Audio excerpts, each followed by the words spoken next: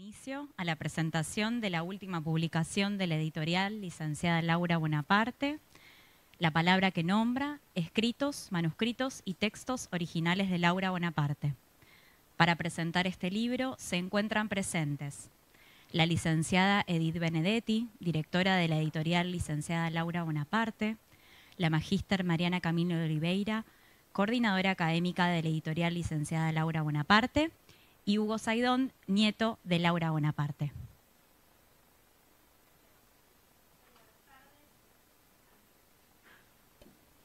Muy buenas tardes. Agradecemos a la presencia de todas las personas que están acá, familiares de Laura Bonaparte, autoridades del hospital y del Ministerio de Salud de la Nación. Tenemos el inmenso orgullo de dar inicio a este espacio dedicado al acontecimiento histórico, editorial e institucional, que es la presentación del libro La palabra que nombra, que reúne escritos originales de Laura Bonaparte. Recordamos los 10 años de fallecimiento de Laura, los 40 años de vuelta a la democracia, y en esta ocasión celebramos los 10 años de las jornadas del hospital. Yo tuve la alegría de estar en el equipo desde las primeras jornadas en el año 2013, creadas en el marco de un proyecto institucional más amplio, formativo, asistencial, administrativo, que abarcó desde la parte formativa, la creación de un campus virtual, la residencia interdisciplinar en salud mental, programa de becas de investigación, telesalud, en aquel entonces llamado cibersalud, y una serie de otras acciones. Se cumplen los exactos 10 años de creación del sello editorial. Un editorial para un hospital público de gestión estatal. Es la forma más emblemática de la idea rectora del Plan Estratégico Institucional de que hay pensamiento en el hospital. El hospital escribe y hace público su pensamiento. No hay aplicacionismo. Allí donde hay praxis hay pensamiento. La editorial cuenta actualmente con 6 series con distintos objetivos. Hoy inauguramos la serie Clásicos y Fundamentos. El trabajo sostenido con el texto de Laura fue la empresa editorial más difícil que tuve el honor de hacer, y desde ya agradezco enormemente a Edith por la oportunidad. Es la dificultad intrínseca al trabajo editorial, por cierto, demanda un trabajo fino, cauto, con la palabra, con la letra, sea por la heterogeneidad, diversidad de los textos, algunos de índole más personal, íntimos, otros académicos, con distintas versiones, la búsqueda de un modo armónico de agrupar los textos, pero sobre todo por lo dificultoso de la lectura de un material atravesado por un dolor innombrable, y en su corolario la necesidad de un trabajo sumamente cuidado, riguroso, ético y respetuoso con la palabra de Laura. A la hora de reunirlos, partimos de su lugar de enunciación, que es ser madre de desaparecidos. Está en juego un vínculo. En los términos de Laura, el hijo significa la madre. Luego hay un conjunto de textos relacionados con el psicoanálisis, la salud integral y el feminismo, escritos relacionados con los derechos humanos y un apartado con una breve selección de cuentos y poemas que se vinculan muy estrechamente con los escritos no literarios o ficcionales, ¿no? Como por ejemplo el cuento La princesa va en carroza. Tiene una relación muy estrecha con el texto sobre las consecuencias psicológicas de la violación. Por último, hay algunos recortes de diario. Van a observar que la práctica en salud mental de Laura se relaciona muy íntimamente con su lucha por los derechos humanos. No hay una cosa sin la otra. Vale destacar que Laura fue la primera psicóloga, es decir, profesional no médica, jefa de una sala de internación en el llamado Policlínico de Lanús, donde trabajó con Goldenberg, con Barenblit. Ella denuncia la postura canalla del abandono del paciente en el manicomio y defiende la salud integral, razón por la cual hemos seleccionado para la contratapa un fragmento de un manuscrito que está al final del texto sobre el Policlínico de Lanús, en el cual Laura hace la elocuente afirmación de que el loco tiene cuerpo.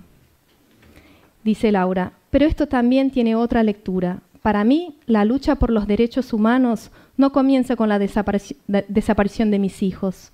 Comienza con este quehacer, mucho antes, Y ese es el primer triunfo, el derecho a la salud integral. El pensamiento no es una entelequia, tiene su nido y el nido su árbol. Ahora bien, la palabra que nombra. Se trata de un sintagma que no aparece como tal, pero que atraviesa sus textos. Precisamente de alguien que atravesó lo innombrable, que transmite a través de sus escritos, que encaró la tarea de vivir como un compromiso con sus muertos. Y por eso siguió viviendo apasionadamente. Atravesó tiempos de prohibición de la palabra. ¿Qué hay en un nombre? Es la pregunta shakespeariana. El nombre es el sustantivo en muchas lenguas. ¿Qué hay en un nombre? Laura diría todo. De sus familiares desaparecidos solo quedan sus nombres. Desposeídos de sus muertes y de sus cuerpos, quedan sus nombres, la palabra que nombra. Finalmente, tenemos que registrar los debidos agradecimientos. Reitero el agradecimiento a Edith por el enorme honor de incumbirme la tarea de trabajar con los escritos de Laura. A Hugo Saidón por confiarnos muy generosamente los materiales, y no solamente eso, por las reuniones y un sinfín de conversaciones que fueron imprescindibles. A las compañeras que han compartido las lecturas, Ana Arenas y licenciada Eugenia Odo Lancilotti, también Manuela Martínez y la licenciada Florencia Sciorra, las 4 integran el comité editorial. Del área de comunicación, Clara Anich y Fernando Lendoiro. De administración, Ezequiel Mazzone, trabajó con mucho ahínco para que hoy estén los libros físicos.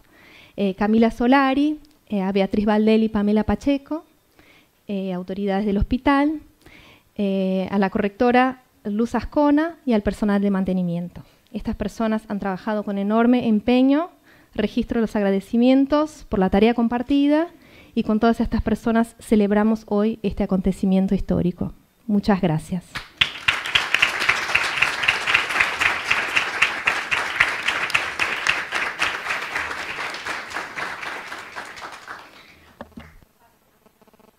Paso la palabra ahora a Hugo Saidón. Hugo es médico, es nieto de Laura Bonaparte, que muy generosamente nos confió los originales. Hugo, adelante. Bueno, la verdad que siempre estas actividades a mí me resultan muy emocionantes. A veces me cuesta un poco expresar todo lo que me pasa y todo lo que quisiera decir.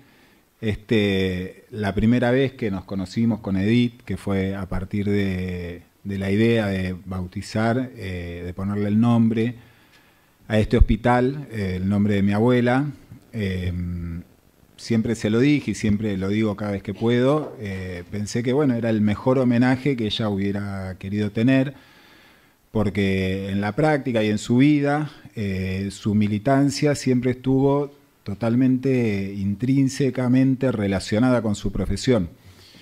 Ella fue una persona que tuvo una militancia política previa a la desaparición de sus hijos y también una práctica profesional muy intensa, como contaba Mariana recién, a través del psicoanálisis, que creo que, bueno, ella decía, bueno, esto también me ayudó a sobrevivir, ¿no? Sus reflexiones, su práctica, la posibilidad de pensar en todo lo que nos había pasado.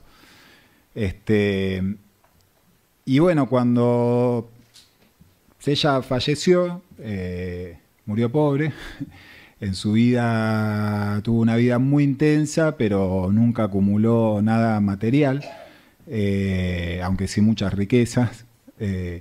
Y lo que nos dejó como herencia fueron un montón de escritos, un mueble grande de madera viejo, lleno de biblioratos, con todas las denuncias que ella fue haciendo alrededor del tema de derechos humanos, pero también con todas estas reflexiones, escritos, publicaciones, donde siempre estuvo presente la política, el psicoanálisis, los derechos humanos, el feminismo, y siempre tuvimos esa tarea pendiente. Bueno, lo hablamos con mi tío y con mis primos, digamos, la tarea de poder de alguna manera tomar un poco de eso, publicarlo, seguir difundiendo el pensamiento y la praxis que tuvo mi abuela, ¿no?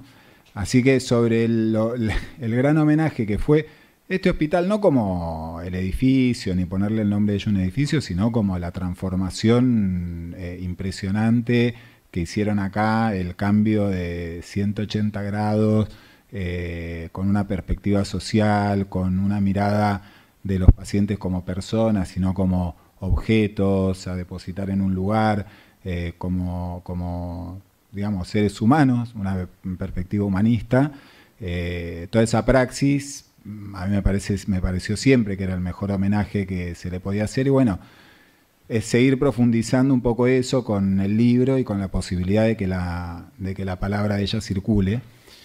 Y por último, también lo que me parece muy importante el libro, y lo voy a decir porque mi abuela, además de ser feminista y psicoanalista y militante de derechos humanos, también fue una militante política, siempre. Y yo creo que hoy vivimos un momento político donde lo que emerge es una serie de personajes que sintetizan ideas que se fueron metiendo en la sociedad durante un montón de años. O sea, a veces, y voy a hacer nombres porque si no queda muy eufemístico, pero a veces dicen, ¿cómo puede ser que Milei tenga la cantidad de votos que tiene? Yo siempre digo, bueno, podría haber sido él, o podría haber sido, qué sé yo, otro. Podría haber sido Babi Echecopar, Viviana Canosa, no sé, cualquier otro que expresara esas ideas que se fueron construyendo simbólicamente, políticamente, discursivamente, y que se catalizaron en una expresión política. Y en general en la historia siempre es así, o sea, siempre hay ideas que van construyendo una hegemonía y un pensamiento social mayoritario, y que en algún momento se expresan a través de la política. No es solo en la rosca política o en los candidatos o en una buena campaña, es cuando se va acumulando socialmente una serie de ideas que en este caso son ideas que parecen, ¿no? Uno las ve y parecen distópicas. O sea, es la exacerbación del individualismo llevado a un nivel paroxístico. A hablar de que se pueden vender y comprar órganos, personas. Entonces yo creo que menciono esto porque creo que también este libro viene a traer y a sembrar otro tipo de ideas totalmente contrarias a esas, que son las ideas de la reflexión, de la solidaridad, del compromiso político, de que colectivamente tenemos un destino como sociedad y como personas, y no desde el individualismo. Es todo lo contrario a esas ideas. Entonces creo que no es solo que yo le agradezco infinitamente a Mariana, a Edith, lo que hicieron. Ellas a veces me dicen gracias por prestarnos los bibliotecos, y yo digo, no, gracias a ustedes que hicieron y pudieron hacer que esto fuera una realidad, pero creo que además de eso y de ese agradecimiento y de que sea específicamente la palabra de mi abuela, creo que son ideas que hay que seguir sembrando, que hay que seguir construyendo, que hay que seguir trabajando, porque no son ideas del pasado, no son reflexiones del pasado, sino que son ideas que nos pueden dar un futuro como sociedad, como una sociedad distinta, solidaria, humanística, y creo que eso no hay que perderlo nunca y hay que trabajarlo, y ojalá que este libro aporte su granito de arena para eso. Así que gracias.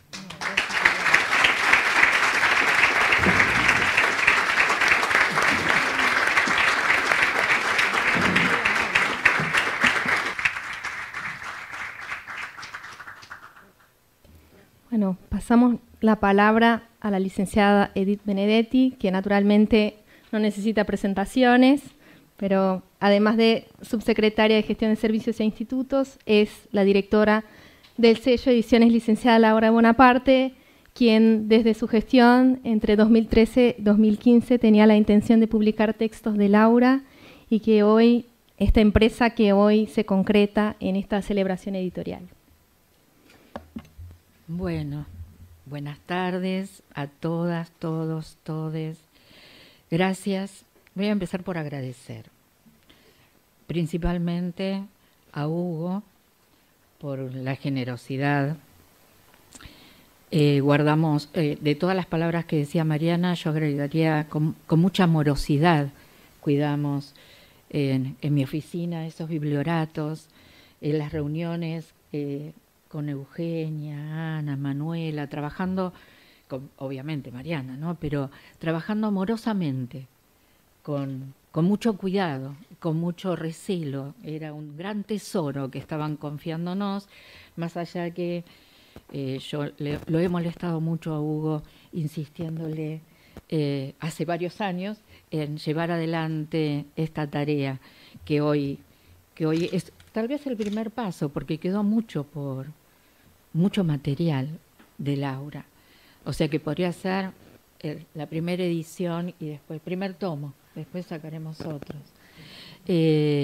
Así que agradecimiento a todo ese equipo, agradecimiento obviamente a Luis por estar, por acompañar a Gladys, siempre con el afecto, porque también son acompañamientos amorosos, ¿sí?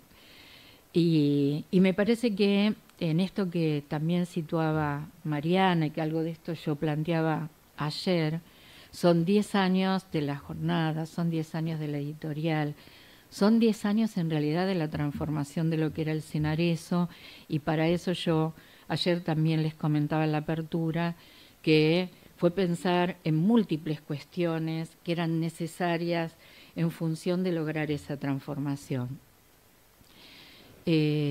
Cuando estábamos en ese proceso buscábamos un nombre que significase lo que nosotros queríamos que pase. Y entonces estábamos buscando un nombre mientras que veíamos qué había que hacer para cambiar el nombre del Cenarezo, porque era una ley.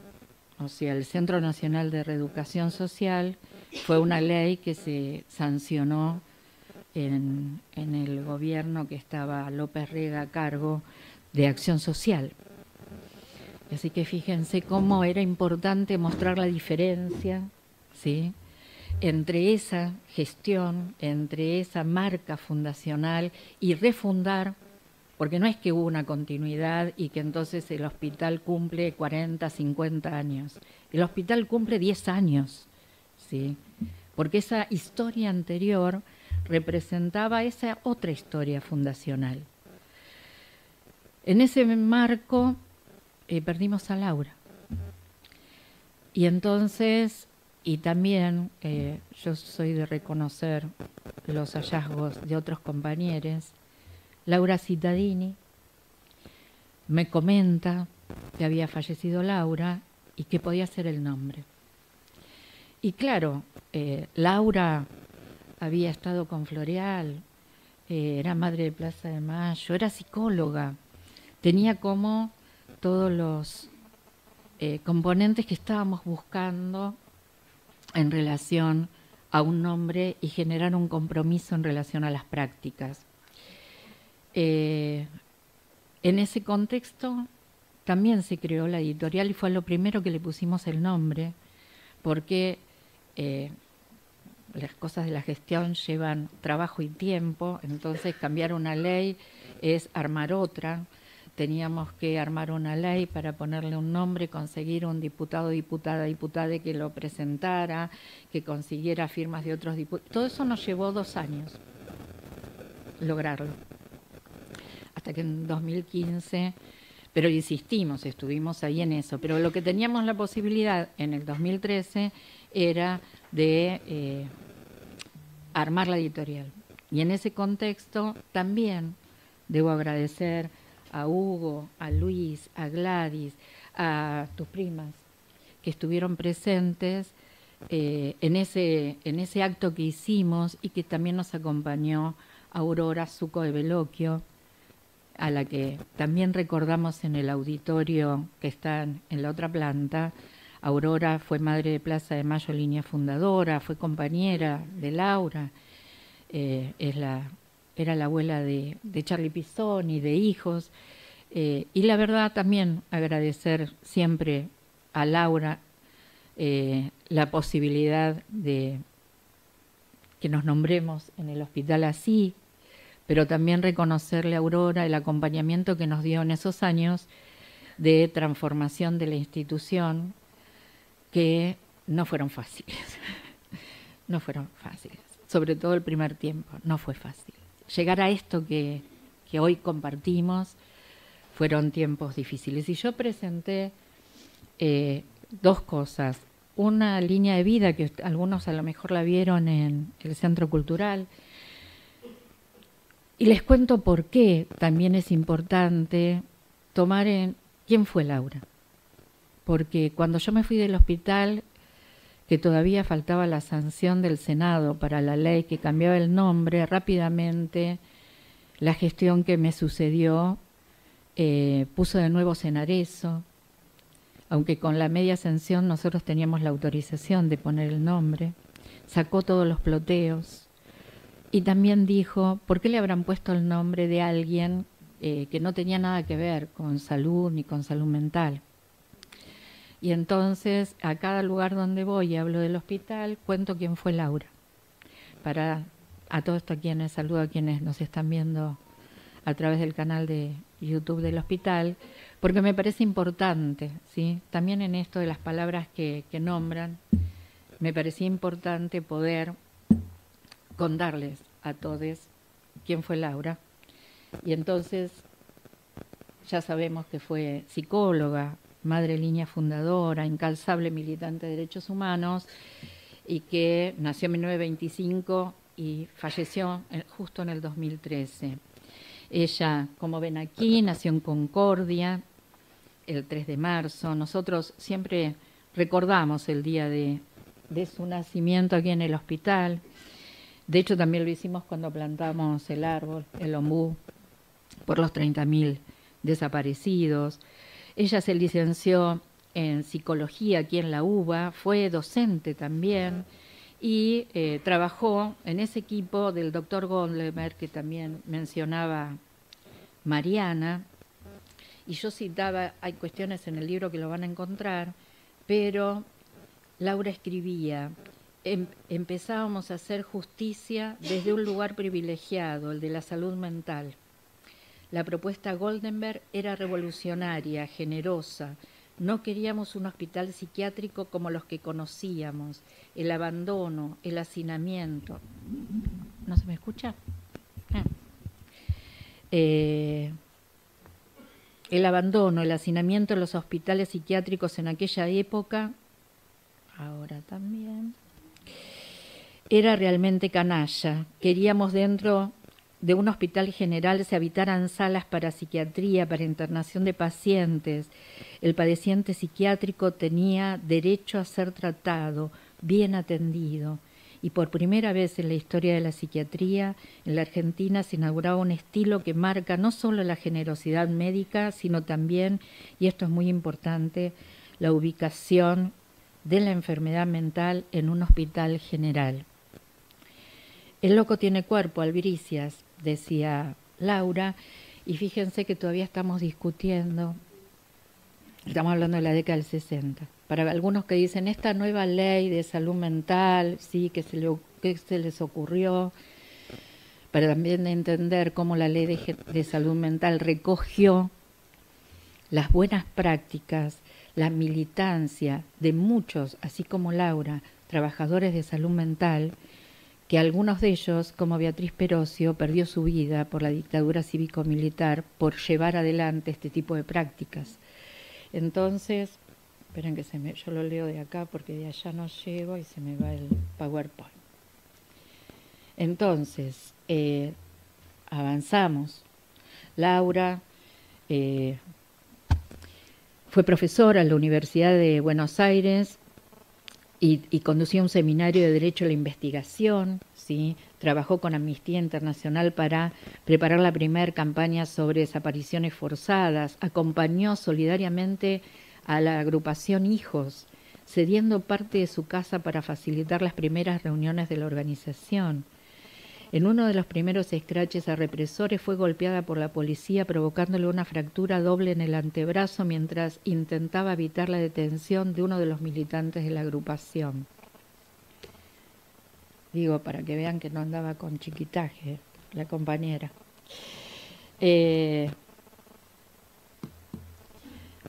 Fue impulsora de la Comisión Nacional por el Derecho al Aborto en 1984, porque digo, a veces cuando aparece el feminismo, como sí, hay como toda una historia de feministas en la Argentina que trabajaron y militaron por algo que todavía hoy, incluso también desde algunas voces, se plantea que lo primero que van a hacer es tratar de quitar esta ley, ¿no? Que llevó tanto tiempo, tanta lucha de tantas compañeras y compañeros y compañeres, en realidad. Dictó el curso sobre psiquiatría política y derechos humanos en Copenhague. Desde sus inicios participó activamente del Encuentro Nacional de Mujeres y defendió el movimiento de los derechos del LGTBIQ+. Siempre me equivoco con las siglas. En los años 90 interpuso un recurso judicial para impedir que se demoliera el predio de la ex ESMA. No sé si ustedes se acuerdan, pero querían hacer, algunos no habían nacido, pero querían hacer un proyecto inmobiliario ahí, en la época de Menem, tirar abajo eso. Y creo que fue ahí que se encadenó con eso. No, fue en otra cosa. Eso fue, lo que se encadenó fue en tribunales, con Loana Berkins y... militante aguerrida. Laura también fue escritora, publicó en 1993 su novela El mundo guarda silencio, la tragedia de Cañuelas, y creó la obra de teatro Tres buenas mujeres, o cómo asar un pavo a la pimienta, que se estrenó en el 2001 en el Teatro del Pueblo. En el año 2010, Claude Marie recogió su testimonio en un libro, Laura Bonaparte, una madre de Plaza de Mayo contra el olvido.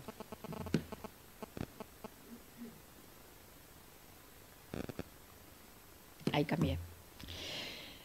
Laura falleció el 23 de junio del 2013 y en ese mismo año se iniciaron los trámites para cambiar la denominación de este hospital, que era el ex Senarezo, y fue una forma de revalidar su legado respecto a su compromiso en la recuperación de un modo de comprender las prácticas institucionales, políticas y epistémicas.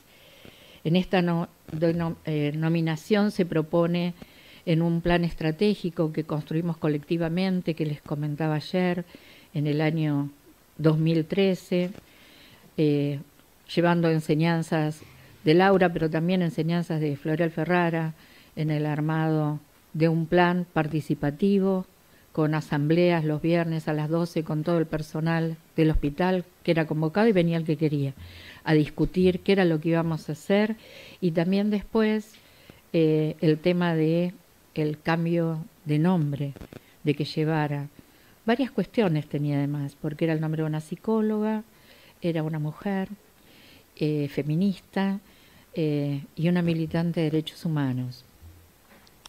Y era sostener esto, una perspectiva integral, interdisciplinaria, intersectorial, basada en los principios de atención primaria de la salud, en el marco de políticas nacionales. Y esto ayer lo planteaba y yo lo voy a volver a plantear, porque a veces se minimizan cuestiones y lo cierto es que no da todo lo mismo. Se pudo hacer todo eso en el marco de un gobierno nacional y popular, donde la política sanitaria que llevamos adelante en esa transformación fue parte de una política pública integral que llevaba adelante la doctora Cristina Fernández de Kirchner. Y digo esto porque no da todo lo mismo y a veces aparece que se puede hacer cualquier cosa y que no importa, ¿sí? ¿Quién? Y también a veces se plantea, bueno, pero si es una política de Estado. Yo ayer lo planteaba, porque entonces a veces cuando se dice Estado no se sabe bien qué se está diciendo, y el Estado sí, es cierto, una cosa es el gobierno, otra cosa es el Estado, pero el Estado es una matriz jurídico-política donde la línea política del gobierno interfiere en la toma de decisiones de lo que pase, ¿sí? Y esto ya lo sabemos porque ya pasó entre el 2016 y el 2019. Entonces, no da todo lo mismo en cómo se pueden sostener determinadas políticas que garantizan derechos, que llevan adelante una concepción social de la salud, que llevan adelante una intervención basada en lo que es la salud mental comunitaria. No da todo igual. Y bueno, esto es para terminar, que ustedes ya lo vinimos diciendo. Para nosotros, que el hospital se llame Laura Bonaparte implica un compromiso. Hacía muy poco, cuando comenzaba la nueva cohorte de residentes, les decía, bueno, ustedes son Bonaparte, ¿sí? Y esto implica que para todos los trabajadores del hospital tiene que sentirse de esa manera, un compromiso con una manera de intervenir, con una manera de pensar al otro, ¿sí? En este tiempo tan complejo de la inexistencia del otro, decía ayer, ¿sí? En este tiempo donde nos imponen el yoyoísmo, y Laura nos enseñó, iban viendo cómo fue trabajando en su vida en función de un bien común, en función de un nosotros, así como militaron sus dos hijas, su hijo, sus yernos y su nuera, en función de un país más justo para todos. Y en ese sentido, así como los 30.000, ¿sí? En un momento donde se plantean de nuevo, ¿sí? Pensaba en esto de la barbarización de lazos que dice Ulloa, pero digo, se vuelve a plantear, fueron 30, fueron 8, y la verdad es que eso nos tiene que preocupar mucho como sociedad, porque eso es la sociedad que construimos. Hubo seguramente más de 30.000 que dieron lo mejor que tenían por un país más justo para todos. Dieron mucho tiempo, expusieron mucho, Laura también, como las madres de Plaza de Mayo, como las abuelas, como hijos, como los militantes que todos los días sacan tiempo de su vida familiar, de su vida personal, por un bien común. Porque hay un tiempo que está destinado a cambiar esto que hay que cambiar para que todos vivamos mejor, para que todos podamos ejercer los derechos que nos corresponden. Y entonces, en ese sentido, que este hospital, que nuestras prácticas tengan el emblema de Laura Bonaparte, es un orgullo y es un compromiso. Implica mucha responsabilidad. Transmitir desde la editorial Laura Bonaparte, desde cada una de las ediciones, una palabra. Nosotros ayer decíamos, se crearon las jornadas en función de esa complejidad del plan que estábamos pensando. También nombraba también a Mariana Cantarelli, en esto de, bueno, generar cuestiones que posibilitaran que los trabajadores pudieran tener un tiempo para armar un escrito, para poder presentarlo, cuestiones que son indispensables para romper con algunas de esas cuestiones que generan alienación en la práctica, que hacen que se pierda el sentido. Hablaba Hugo de esta enseñanza de Laura, de que el otro no es un objeto de nuestra práctica, y esto implica una posición ética en relación a nuestra tarea. No es posible que repitamos una y otra vez las mismas cosas, porque cada uno es otro.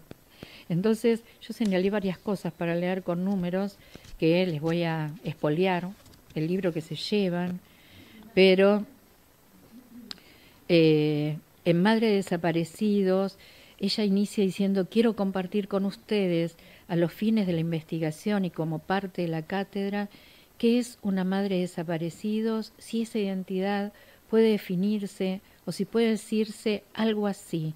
No hay palabras para nombrar a la madre que se queda sin hijos. Por tanto, no hay palabras para nombrar algo equivalente a la madre de hijos desaparecidos. Hubo mucho dolor convertida en mucha lucha. Y esa lucha, la lucha de Laura, la lucha de Hugo, como los hijos de Luis, digo, la lucha que se llevó adelante es por un bien, para todos, no es para un sector, ¿sí? Cuando todavía estamos discutiendo cuestiones que hacen a la represión más que al derecho, ¿sí? cuando se reivindica algunas cuestiones y se proponen algunas cuestiones de cambio que garanticen poder reprimir, ¿sí?, más que generar el sostén de derechos. Yo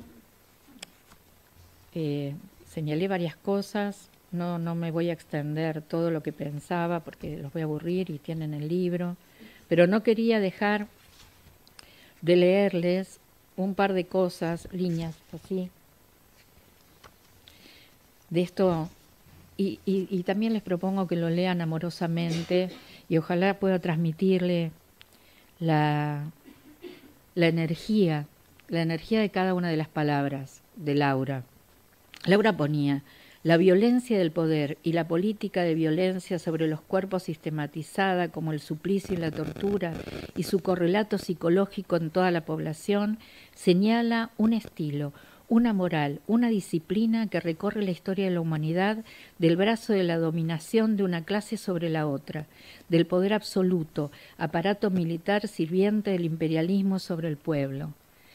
Estas palabras, digo, hoy también estamos, decía Hugo, y me parece que es importante tenerlo en cuenta, porque a veces cuando estamos ante la alternativa de una elección que decide los destinos de cada uno de nosotros y de nuestra patria, pensar en estas cuestiones es absolutamente relevante, porque es un problema de salud mental. Cuando yo ayer hablaba de Rolnick y la colonización del inconsciente y la colonización del deseo, pero este estado de colonización del pensamiento, de no tener en cuenta algunas de estas cuestiones y a qué responde cada sector, a qué responde cada palabra y cómo se nombra, ¿sí?, implica cuestiones que nos someten y que van a someter, si no estamos atentos a esto, el destino de nuestro país. Y esto es grave. Por eso, los que trabajamos en salud mental, no podemos hacer de cuenta de que nada pasa, que es todo lo mismo, que puede ser de una manera, puede ser de otra, porque esto implica destinos de cada uno de nosotros, de nuestros hijos, de nuestros nietos. Podemos mirar a países que han llevado adelante ese tipo de políticas que nos están proponiendo y ver, hoy aparecía el tema de los zombies en Estados Unidos, ¿sí?, con problemática, el zombie me pone cara, Mauro, por el consumo de 2 tipos de sustancias, sí, y eso genera un tipo de sistema de sometimiento, ¿sí? El tema es no convertirnos nosotros en zombies, digo, ¿no? Si alguien quiere decir algo, que diga. Y decía, señalemos que esta política afectó a cientos de miles de familiares que vivieron, como expresamos en trabajos anteriores, en la mayor incertidumbre, originando ellos reacciones psicológicas y somáticas que llevaron a concretar en términos clínicos el síndrome del familiar del detenido desaparecido y con la potencial destrucción psíquica del familiar, objetivo buscado conscientemente por los militares, ya que tal potencial destrucción obstaculizaría la formación de un movimiento de oposición a partir de los directamente afectados.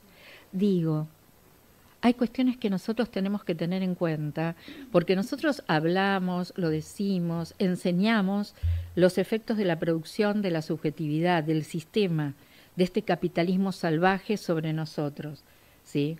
Pero después nos pasa que tal vez a la hora de tomar decisiones cívicas no las tenemos en cuenta.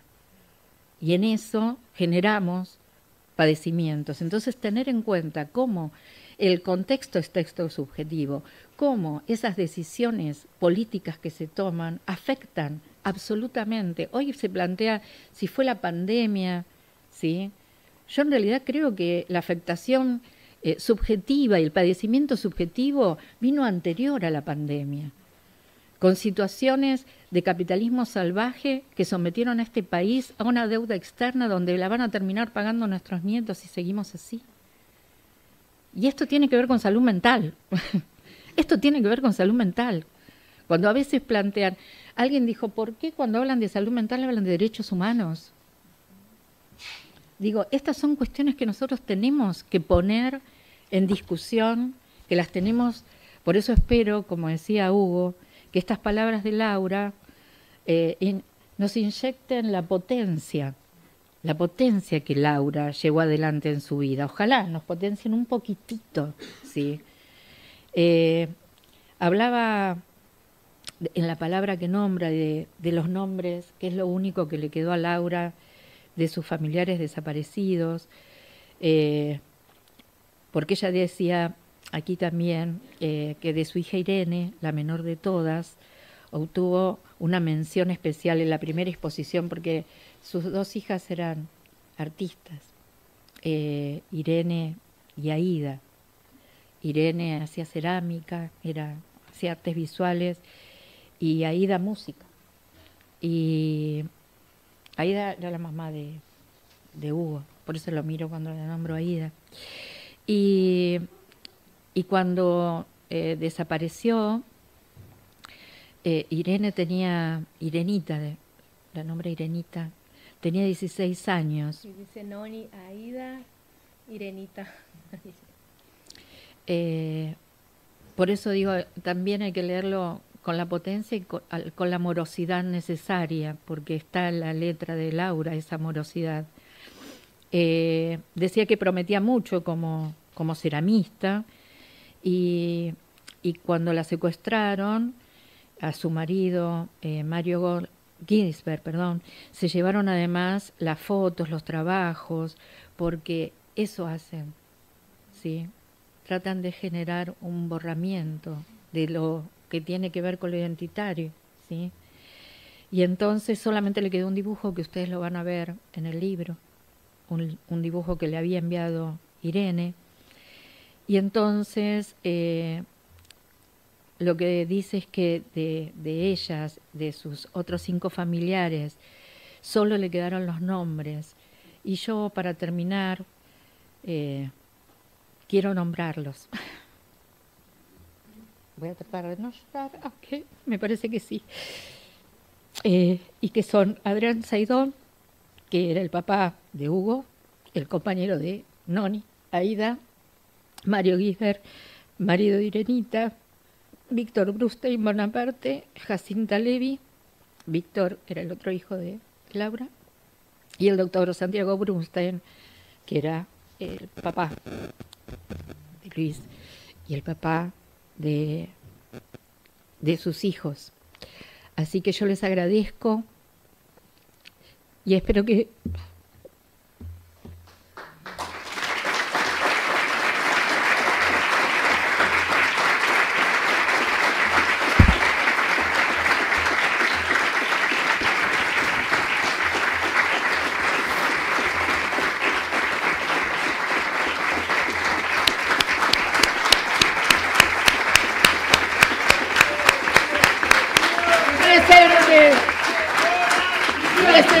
ahora y siempre, y siempre.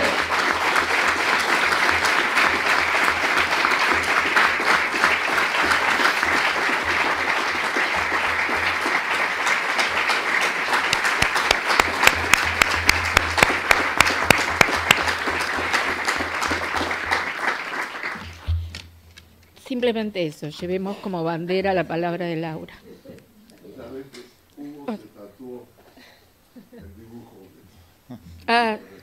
¿Sí? Bueno, lo tienen en el libro. Bueno, y él lo tiene en el cuerpo. Bueno, si quieren, abrimos un diálogo.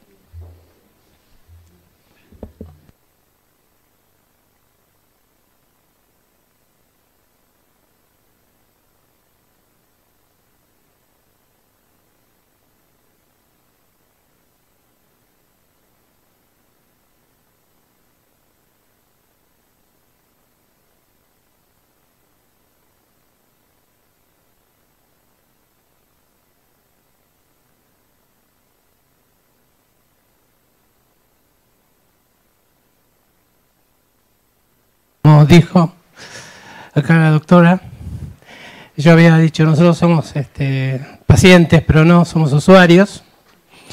Y realmente desde el primer día que yo llegué acá, sentí en mi vida como un milagro. Desde que me atendió la doctora Lorena, hasta que me atendió también Claudia, la psicóloga, ellas, sentí un milagro, sentí como que no podía existir un lugar así, ¿no es cierto? Y después ellas me derivaron con un asistente social, unos asistentes terapéuticos, en el cual estamos haciendo unos talleres, y todos trabajan interdisciplinariamente, y todos son como iguales, como que el médico no es médico, es un ser humano, como que el psicólogo no es psicólogo, es un ser humano.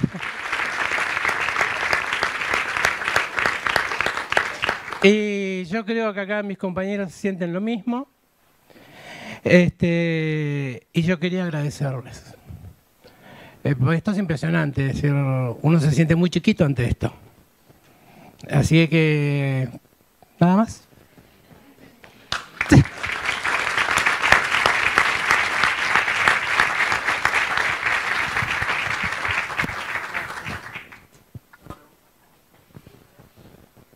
Hola, buenas tardes a todas y todos. Una pregunta histórica. Yo milité mucho tiempo en los organismos y tengo para mí que cuando el indulto hubo una presentación de las organizaciones de derechos humanos en la Comisión Interamericana de Derechos Humanos y yo entendido que la presentación era de Laura, donde la comisión condena al Estado argentino al derecho a la verdad. Y a partir de ahí comienzan todos los juicios de derecho a la verdad, que después mucha de la producción de prueba, cuando gana Néstor, y se derogan las leyes de impunidad, mucho material de esa... ¿Ustedes se acuerdan de los juicios a la verdad? Que era el derecho que tenían los familiares a saber qué había pasado. Esa fue una condena de la Comisión Interamericana de Derechos Humanos, el Estado argentino, y el Estado tuvo que, entre otras cosas, el derecho a la verdad y el derecho a la reparación. Entonces, nada, me quedó a mí siempre que había sido una presentación de distintas situaciones, de distintas causas, y entre ellas la de... Creo que Laura, yo tenía entendido, había sido la presentación que se había hecho con abogados de... Recuerdo la abogada María Alba Martínez de Córdoba, vinculada al Centro al Servicio y Paz de Justicia. Pero nada, me quedó esa historia y la quería preguntar por ahí si es así o no. Mirá, yo no sé si específicamente esa presentación con respecto al derecho a la verdad la hizo ella. Lo que sí trabajó mucho ella y fue de instituir como crimen de lesa humanidad la desaparición forzada de personas. Y eso sí dio pie a que hoy se puedan seguir los juicios. O sea, ella hizo mucha gira, o sea, hizo por Europa, qué sé yo, en los parlamentos, toda una cosa. Yo eso me acuerdo mucho porque yo era adolescente y medio que le decía que eso era una pelotudez.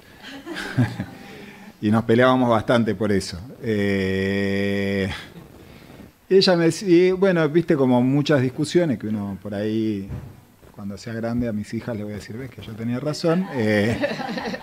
Ella tenía razón en eso, en la presencia de los nombres, digamos, y la verdad que fueron incluso en lo de la ESMA. Yo me acuerdo el día que presentó junto con Graciela Lois el amparo. Yo también le decía, pero esa es una boludez, qué sé yo, ¿viste? Y discutíamos por eso, y ella siempre lo planteaba como una cosa hacia futuro, instituir los crímenes de lesa las violaciones a los derechos humanos como crímenes de lesa humanidad, la memoria histórica, etcétera, y tenía una visión muy profunda en eso, incluso con discusiones fuertes con otros familiares y con otras madres que a veces tenían una visión distinta. Y yo creo que finalmente el tiempo, digamos, le dio la razón, porque bueno, muchas de las cosas que hoy podemos seguir, digamos, perseverando en el camino de la memoria y de la justicia también, no solo de la memoria, digamos, la posibilidad de que muchos genocidas hoy estén presos tiene que ver también con esa construcción jurídica que se hizo, ¿no? En los 90, digamos, cuando vino toda esa oleada de impunidad, que en verdad empezó con los radicales, con las leyes de obediencia de vida y punto final, y también en los 70, porque ella hizo muchas presentaciones en la Comisión Interamericana de Derechos Humanos, en el Parlamento Europeo, en un montón de lugares, que fueron dando, fueron cimientos institucionales que permitieron después avanzar digamos, en políticas que hoy ya son institucionales y que también permitieron, bueno, el juicio y el castigo a los genocidas, ¿no? No sé si... Hola, yo soy hijo de Laura. Yo estaba en otra edad que Huguito cuando hablábamos con mi madre de estas cosas, ¿no? O sea, en vez de discutirle, le aprendía. La verdad, como yo trabajo como periodista, a mí me servía mucho hablar con ella, porque lo que ella tenía era una mirada como muy profunda sobre las cosas que estaban pasando. Entonces el tema de los derechos humanos ella lo elaboraba con mucha profundidad. A mí me servía mucho por lo que yo después tenía que hacer también en eso, ¿no? Pero en todas las cosas estas, ella siempre trató de tener una mirada de avanzada, que traspasara lo que fuera, digamos, la idea hegemónica de ese momento y llegar más a fondo. Y por eso, bueno, ella intervino rápidamente, dio cuenta que si no se declaraba la desaparición forzada de personas como delito de lesa humanidad, iba a ser muy difícil juzgar a los responsables del genocidio. Entonces, rápidamente ella se sumó a la campaña, ella estaba en Amnistía Internacional en ese momento en México, y se sumó a la campaña porque eso fue lo que vio la importancia, por eso también intervino, puso el amparo cuando Menem quiso derrumbar ¿no? de la ESMA, porque ella vio en ese momento el argumento fue que se estaban destruyendo posibles pruebas que podía haber en los juicios. Pero ella también ahí vio la importancia de la política de memoria, es decir, de las políticas de memoria. O sea, que se construyeran, se generaran los sitios de la memoria. Tenía esa mirada ella, o sea, ahora, esa mirada tiene un costo, porque tenés que pelearte contra todo el mundo que está pensando exactamente lo contrario, en ese momento. Después esas ideas se van instalando y se van sedimentando, pero en un primer momento no, al loco hay que tratarlo como loco, al loco hay que llenarlo de droga y dejarlo dormido por el resto de su vida. O sea, y decir que no, y plantearse y plantarse en eso, como contaba Edith, implicaba pelearse con medio planeta. O sea, mi mamá era peleadora en eso, ¿viste? O sea, la verdad que era así. No era un poco decir, venga muchachos, vamos a hablar con todo el mundo, porque si no, no hubiera podido hacer nada. O sea, todo se consigue con mucha lucha, y con convicción. Para mí eso fue la enseñanza principal de mi madre, ¿no?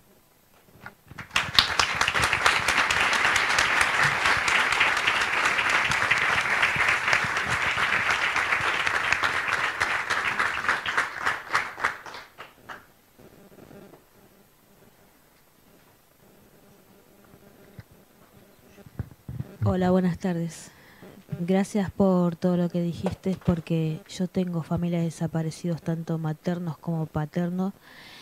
Soy docente, paramédica del área de salud mental, y me enteré cuando fui a la ESMA una jornada docente. No lo sabía. A pesar de que mi papá estuvo en ese lugar, y ahora entiendo por qué él trataba de protegernos a los hijos. Nunca nos dijo que teníamos familiares desaparecidos. Por eso me emocioné cuando nombraste.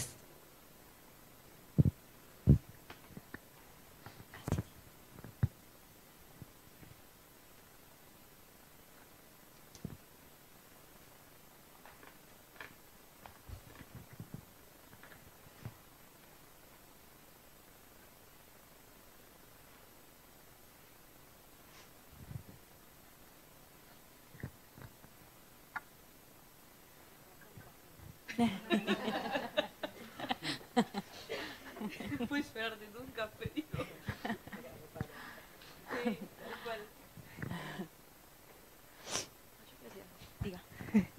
Hola. No, yo solo quería compartir mi emoción también. Yo fui parte de quienes estuvimos leyendo y en contacto con los textos de Laura. Fue un trabajo que realmente cada palabra se sentía en el cuerpo.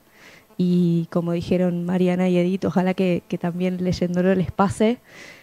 Fue muy fuerte, es una emoción muy grande y también quería agradecer el haberme hecho parte de este proyecto. La verdad es increíble.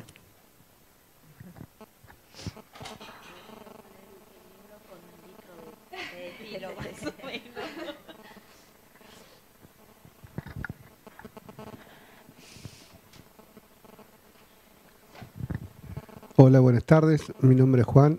Yo soy residente del hospital. Quiero agradecer porque nos hayan puesto la historia de Laura a la mano corriente en la lectura de un libro. Cuando yo ingresé hace 3 años atrás, casi no conocía el nombre de la licenciada Laura Bonaparte. Muchos de mis compañeros que ingresaron esta vez, como R1 tampoco.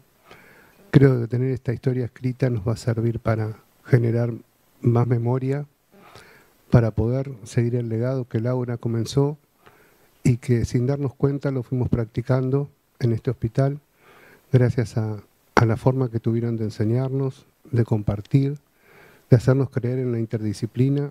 Yo soy enfermero, es muy difícil a veces convivir con el resto de las disciplinas porque tienen como un concepto muy arraigado de lo que nosotros debemos hacer, y romper por ese concepto, incorporarme en los equipos interdisciplinares fue una tarea difícil, pero también fue muy buena porque aprendí a compartir con el resto de las disciplinas, pensando en esto, ¿no? En sin darnos cuenta, en el legado de Laura, que tiene que ver con mirar al otro primero y después recién ver cómo hacemos el trabajo entre nosotros. Pero lo importante es trabajar para el otro. Así que muchísimas gracias por el libro, muy emocionante la presentación y los comentarios del resto de los compañeros. Gracias.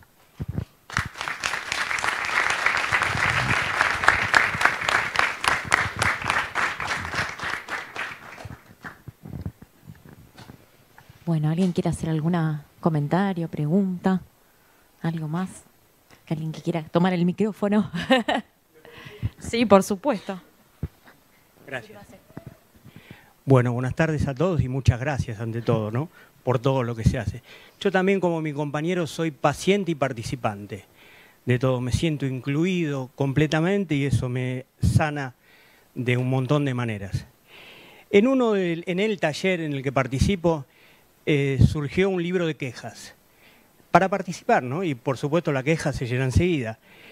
Y una de las cosas que puse respecto a esto, porque siempre pienso en los jóvenes, no en la juventud, en esa arenga que hago de la queja, dije que se acabó, como dijiste vos, que se está planteando el tema de si fueron 30.000, menos, y bueno, no importa, porque se acabó con una generación, con una manera de pensar.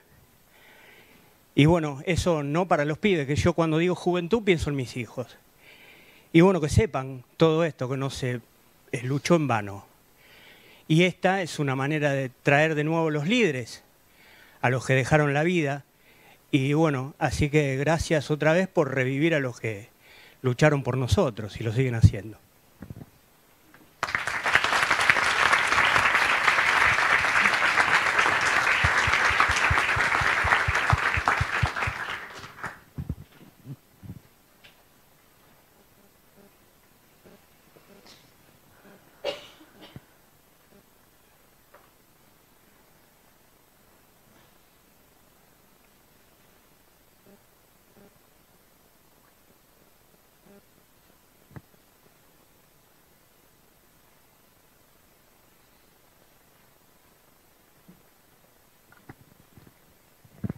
Muchísimas gracias por todo, primero. Bueno, yo trabajo en un hospital del gobierno de la ciudad donde no existe este mundo, digamos, ¿no? Estamos hace varios siglos en el gobierno macrista y no existe la historia, no existe nada. ¿Y qué posibilidad tendríamos de llevar esto, armar Sí, una presentación, digamos, qué sé yo, desde distintos hospitales que tengan interés, no sé, imaginar alguna manera de hacer algo con esto que salga del Bonaparte hacia otros lugares donde estamos como, no sé cómo decirlo, como sedientos de palabras amorosas y de historia y de contenido y de fundamento, digamos, ¿no? No digo para hablarlo ahora, lo digo y después, no sé, lo charlamos con quien corresponda. ¿Sí? Gracias.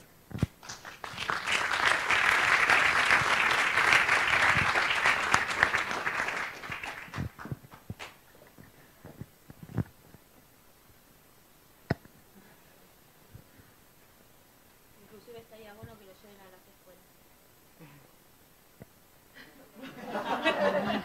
Perdón, no puedo. No sé. Mira, por ejemplo, nosotros articulamos con hemos ido a escuelas. Bueno, ahora tenemos el libro, pero si no, íbamos y contábamos la perspectiva desde donde trabajábamos, por qué se llamaba Laura Bonaparte. De hecho, profesorados de enseñanza primaria, inicial, especial, que han venido, ¿sí? que conocieron el hospital, que ahora quieren venir en pequeños grupos a conocer la propuesta del jardín, los de educación inicial, porque es algo... y convocamos a directores de escuela cuando abrimos el centro, pero a mí me parece que sí, que es importante, y en esto de lo que pedías, para entrar a un hospital vamos a tener que tener la autorización de... O sea, nos van a tener que... Nosotros vamos, ¿no? No, nosotros donde nos piden vamos. Con lo que necesiten, hablamos obviamente desde el marco político epistémico, es donde estamos, y esto tiene que ver con las enseñanzas también, la historia de Laura y de muchos otros que trabajaron en esa línea. Y después podemos hablar, hacer intervención clínica, supervisión, a tener todo lo que quieras, pero en ese marco. El tema es que para entrar a un hospital tenemos que tener nos tiene que invitar alguien, es eso. Y nos invitan y nosotros te armamos y donde quieran, a los que están en... Miro ahora la cámara, donde quieran, nosotros... Y sí, me parece importante llevar una manera de pensar distinta, porque a veces pasa eso con las instituciones, eso genera muchísimo padecimiento también para los colegas que están trabajando en esas condiciones. Esto es así, sí. No, y yo lo que creo un poco con estas cosas que se tiraban, que, o sea, el año que viene vamos a tener dos posibilidades. Una es que podamos seguir profundizando estas políticas desde lo institucional, digamos, con X formatos, con libros, con el pensamiento, con la praxis que se hace en el hospital, bueno, con lo que cada uno de nosotros y nosotras hacemos en nuestros ámbitos profesionales, militantes o hasta familiares y de amigos. Es una posibilidad. La otra posibilidad es que tengamos que defender nuestras ideas y lo que se hace también en ámbitos familiares, institucionales, de amigos, etcétera. Y yo creo que este hospital va a ser un lugar muy emblemático en cualquiera de las dos circunstancias. Ojalá no lo sea en la segunda, pero si es en la segunda, acá hay una comunidad que a mí me parece como maravilloso cómo se expresa y cómo se expresa hoy, de usuarios, de distintos profesionales, de distintas áreas, de trabajadores, etcétera, que van a tener que, o vamos a tener que, bueno, yo no soy trabajador de este hospital, pero es como si lo fuera ya, haciendo parte. Pero que va a haber que defender este modelo de práctica hospitalaria y social. O sea, va a haber que defenderlo, porque lo que vienen es a destruir todo esto, a desfinanciarlo y a destruirlo. Entonces, bueno, hay tarea en cualquiera de los dos escenarios. Sí, no. Vení. Además, en esto, ustedes piensen, porque una de las preguntas que compartimos con quienes hace 10 años venimos llevando adelante estas ideas, ¿qué puede un hospital? En esto que hablábamos ayer de transformar y romper con la idea del hospital como lugar de control, pero también en este abanico de posibilidades, bueno, el hospital financia un libro que lleva muchísimo trabajo de trabajadores del hospital, maravillosos, que hay que poner mucho tiempo, cabeza, esfuerzo. Mariana iba nombrando que no es solamente el equipo editorial, que sí es muy importante todo ese trabajo, pero después está, no sé dónde se metió Fernando, pero el tema del diseño, todo lo que hace a la compaginación para la edición, pero después está toda la parte de compras y la licitación, y eso es plata que pone el hospital para que les llegue a ustedes un libro de manera gratuita, porque esto lo está pagando el hospital. Y el sentido que tenía, por eso la creación de la editorial, y ustedes no lo tienen en papel, para quienes están mirándonos, entran a la página del hospital y tienen todos los libros de la editorial de manera digital, ¿sí? O sea que es material al que pueden acceder de manera gratuita. Y esto también tiene que ver con cómo uno piensa, de la misma manera que las jornadas, ¿sí? Cómo uno piensa este espacio, ¿sí? Que todo eso, además de, obviamente, toda la cuestión teórica, política, de lo sanitaria, del por qué se hace, implica plata. Mantener un hospital, gestionar un hospital, ¿sí? Lleva adelante una ingeniería, ¿sí? Y un recurso económico. Yo comentaba esto cuando hicimos el encuentro de que comenzaba la cohorte de primer año de los residentes este año. Eso no se resuelve con voucher. Pensar desde esa perspectiva es de financiar la política de gestión estatal, porque ningún hospital va a sobrevivir con ese tipo de planteos, ¿sí? Y entonces, desde ese sentido, decir, bueno, esta es una decisión de política, ¿sí?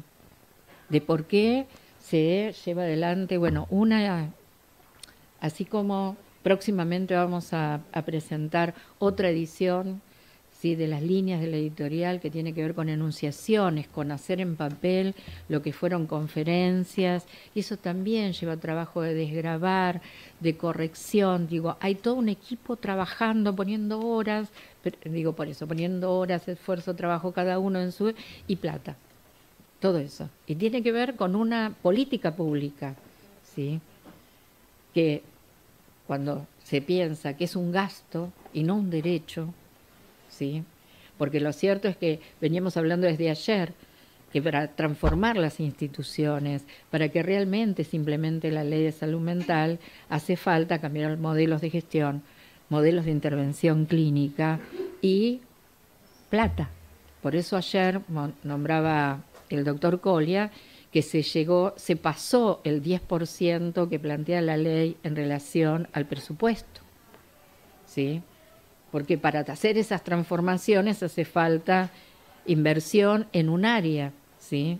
Que a veces es desfinanciada, piense. Entonces, en este contexto, pensar que no da lo mismo, ¿sí? Me parece que también es clave en ese sentido.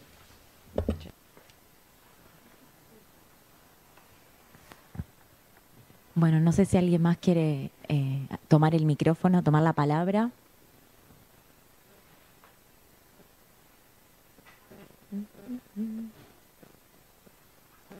Bueno, entonces cerramos. Sí. ¿Quién? Antes de finalizar, Anita, perdón.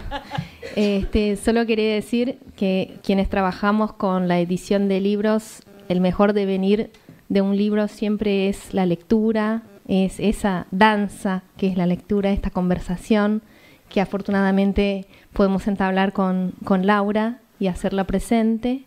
Así que quienes han ingresado acá en las sillas encontraron el libro de Laura Bonaparte, así como 2 otros libros de la editorial. Y afuera vamos a estar distribuyendo también de manera gratuita ejemplares.